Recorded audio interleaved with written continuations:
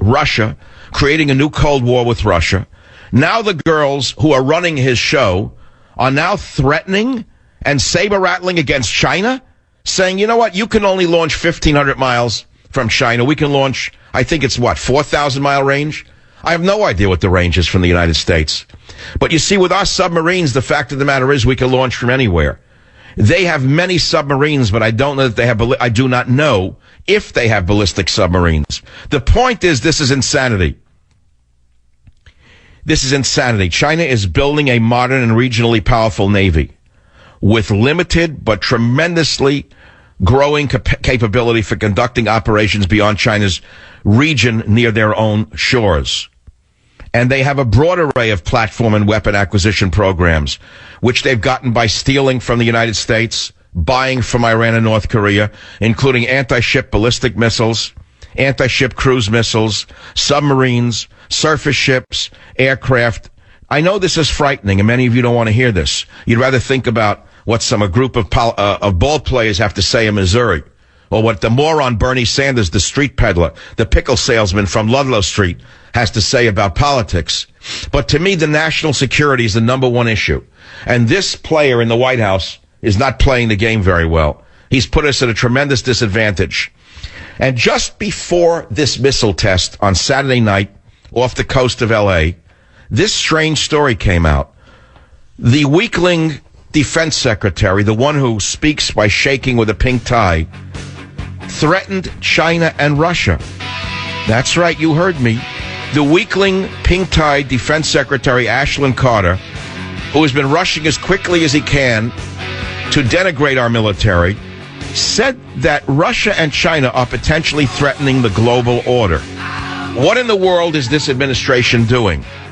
I know what they're doing. They don't know what they're doing. That's what they're doing. Join the Savage Nation. Call now, 855-400-SAVAGE, 855-400-7282. Savage.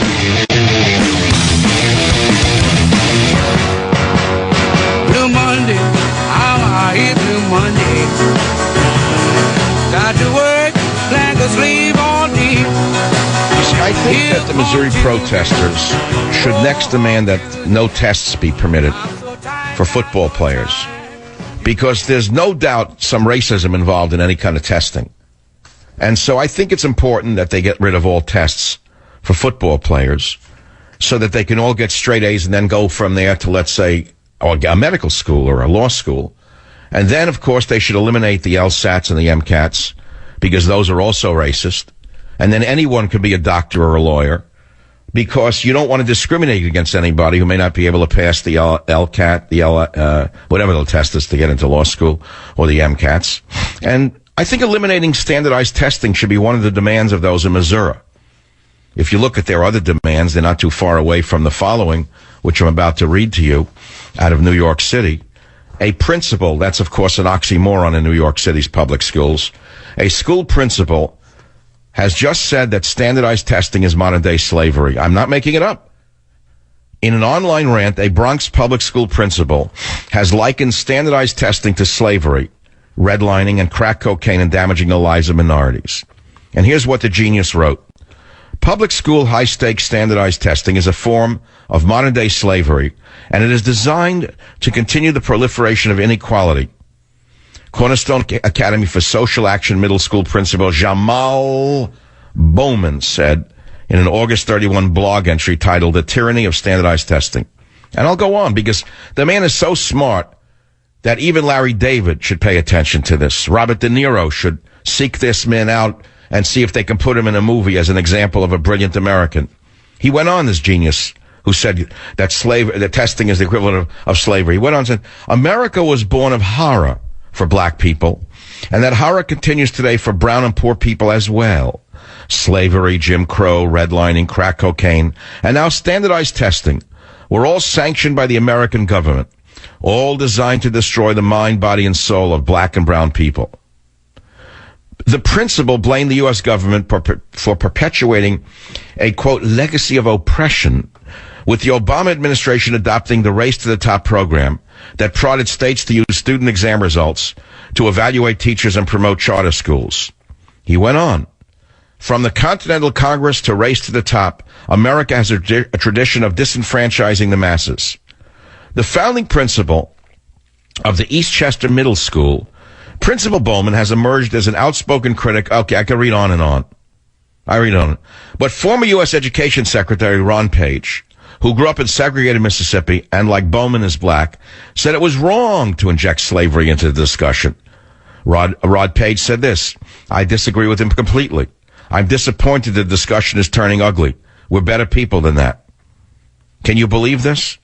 That this is what's going on, that tests themselves are now considered racist? Where is it going to end? I'll tell you where it ends, because I've studied in great detail. It ends the way communist China ended when Mao Zedong conducted the Cultural Revolution. They took illiterate girls from illiterate peasant girls from the country, and they put them into hospitals, and they said to the illiterate girls, you are now a doctor. And if the girl said, I don't know how to be a doctor, they called her a counter-revolutionary, and they punished her, sometimes very severely. And then they took the surgeons and the doctors in the Chinese hospitals, and they called them bourgeois reactionaries, and they forced them to work in the laundries of the hospitals. This is where America is going under Mao Tse Obama, who I called pleasantly Maobama about 2 years ago. So that's one story. I mean, there are others. There's plenty of other stuff. The big thing is the missile test. I have a question for my audience. We're almost near the Thanksgiving mark already. It's the 9th of November. What is it, 2-3 weeks now? I can't believe how quick the year is gone. What passage from Government Zero do you intend to read to your family over Thanksgiving? I know it's a loaded question. I get it.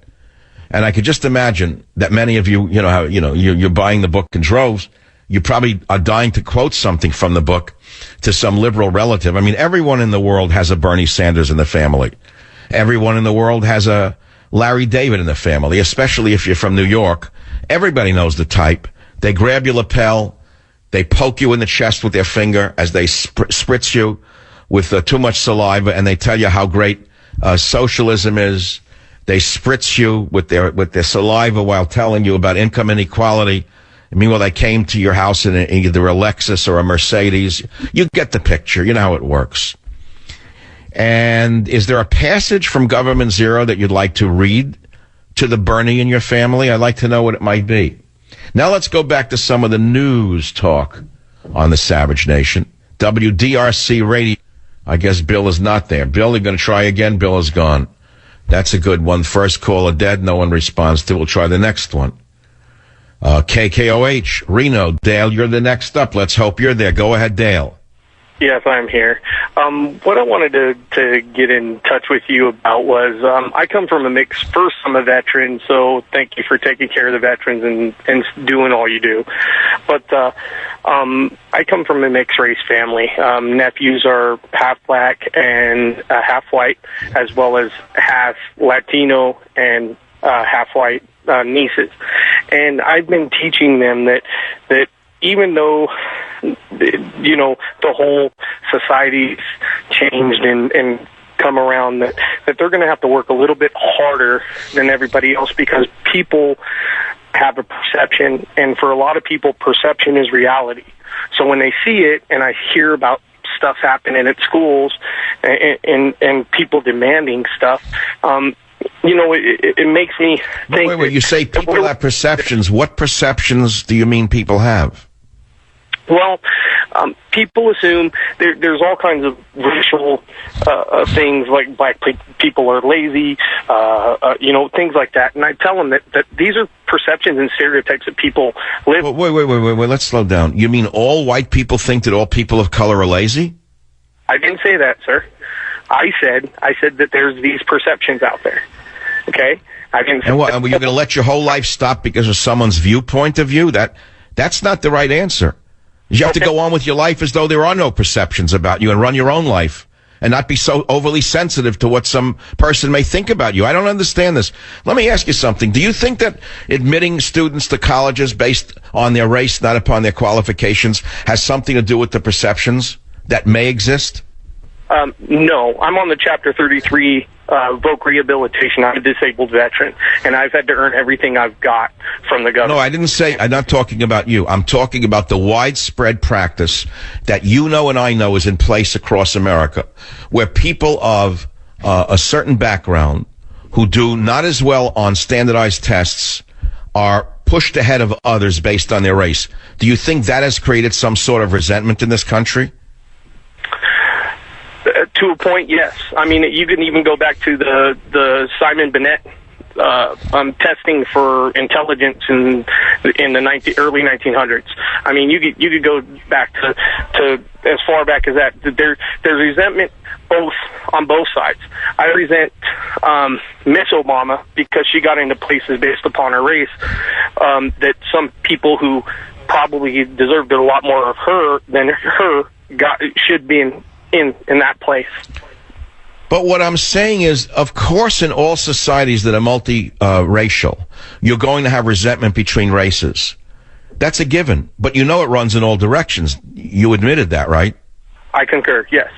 Okay. So how do you live in a multiracial society where there are inherent suspicions and resentments between one race and the other? What do you tell your children? How do you raise them? You tell them to ignore the taunts, ignore this and not fall for the taunts, and just move on with your life and just do the best you can and prove yourself by doing the best you can. Isn't that the answer? I tell them to be better than the next guy, and that way you get chosen for things. I don't have any kids, but that's what I'm saying to you. I don't understand why everyone has to be so concerned about what the other person may think about you or may say about you. Where is the people when no one has any thick skin anymore? Everybody has to be so worried about what someone said or someone did. What kind of world are we living in when people are cutting people's heads off in the Middle East and kidnapping and raping? We're worried about an alleged statement of this, an alleged look like that. What kind of nation have we become? I couldn't even answer that if you wanted an answer. We've become a nation of lazy people that you'll offend by saying one word or another. All right, so you agree with me, and I appreciate that, and you're getting a free gift, a Thanksgiving copy of Government Zero. While it does not have a picture of a turkey in a brown hat on it, it has a picture of me with a brown hat on it, and I know you're going to enjoy it. Thank you very much. By the way, if you put it in the oven, I suggest that you not cook it beyond a certain temperature Fahrenheit. In fact, there was a movie in the 60s based upon a great novel. Does anyone remember the name of it? I'll give you a free book if you do. Who knows the name of that movie and who wrote the book where the title contains the word Fahrenheit in it? I know that there are some literary people listening to the show. And I really do forget the temperature at which paper burns, but that was the title of the book, and I think it was written by Anthony Burgess, one of the world's great novelists, very well known many decades ago. But now let's not talk about testing missiles off the coast of L.A., freaking out millions of people, that the Girl Scouts in the White House had a little fun over the weekend, and they wanted to show China that we can fire a missile from a submarine off our coast. Do you understand how crazy the people are who are running this country? Do you understand how insane it is to pick a fight with China? Dustin, on WMAL, what do you make of the missile test off the coast of Los Angeles that was conducted this week and that freaked out millions of people in Southern California? Dr. Savage, I think it's actually ridiculous that we are picking a fight that we don't even want to pick a fight with. It's ridiculous. I know you were very punctual. You don't need to say and kiss your rear end and say, "Oh, you made a great book," because you have. Us as Americans. Let's not use any. Okay, what about firing the missile from the submarine over the weekend that made people think it was a nuclear war? Why do you think this government did that? You made a very good point earlier whenever you said, I'm going to answer questions because you answer questions. And the question I have to you is easy. Do you think at that point, whenever they fired that missile, they were picking a fight? I think they were threatening China. I think they were saber-rattling the way fools would saber-rattle with a nuclear submarine. Only a fool would do a thing like this. But let me tell you something. I think China and Russia are preparing a strike against America, but it may be a preemptive strike, an EMP attack, a cyber attack, currency wars, which China is engaged in today, bandwidth blackouts. By the way, I don't think they have to use nuclear weapons with the incompetent morons running this government. They can wipe us off the planet by crippling us and turning us into absolute slaves by knocking out our